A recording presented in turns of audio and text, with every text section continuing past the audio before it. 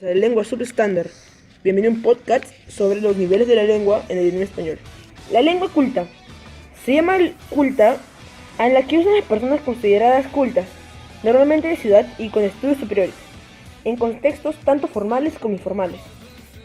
La lengua culta formal es la empleada, por ejemplo, en la conferencia o un discurso.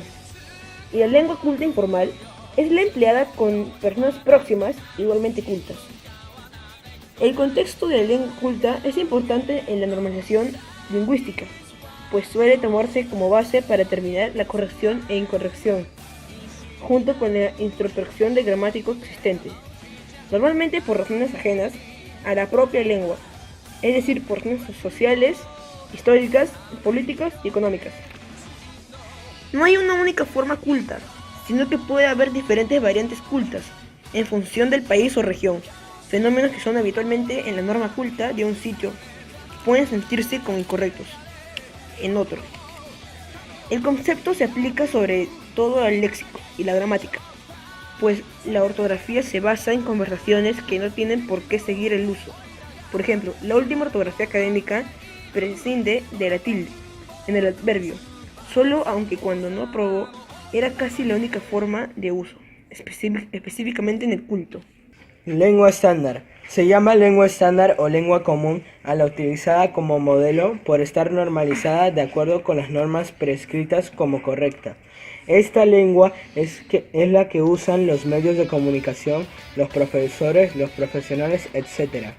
Por lo general, el concepto de estándar se aplica solo al léxico y a la morfosintaxis, estando excluido del mismo las variedades fonológicas. Dicho con otras palabras, tan estándar es el español hablando con acento andaluz o valenciano como el de Castilla, siempre que el léxico y la sintaxis correspondan a la norma.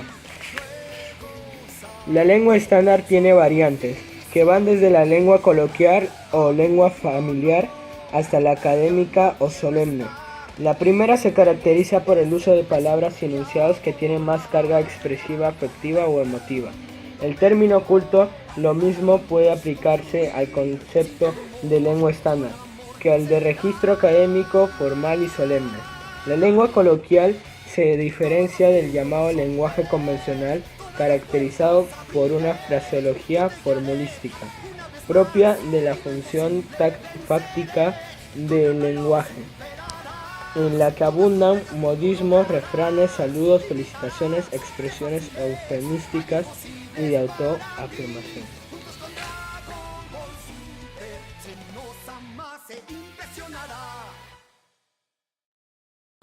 Lo que está pasando en la lengua española. El español es hoy una lengua en pleno crecimiento, tanto desde el punto de vista demográfico, como en el contexto internacional. Su número de hablantes cada vez más numeroso la convierte en la cuarta lengua del mundo.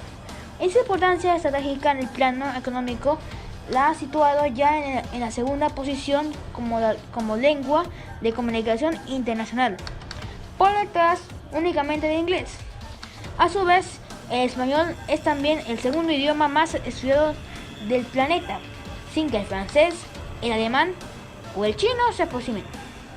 En estos momentos, a la demanda que generan los cursos de lengua española en los países más diversos, pero ¿qué ocurre con el español en los ámbitos de la ciencia y la tecnología? Existe un paralelismo entre el creciente papel internacional del español y su presencia en la sociedad de la información y en las principales revistas de investigación y divulgación científica. El español es el segundo idioma más hablado en el mundo.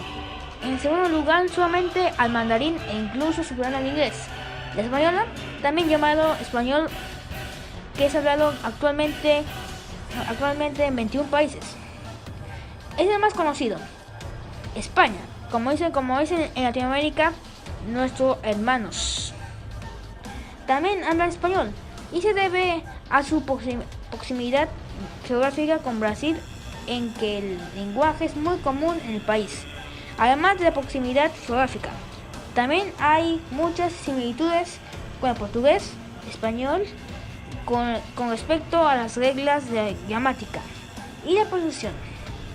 Incluso por estas características del lenguaje singular, el español es cada vez más necesario que los países vecinos.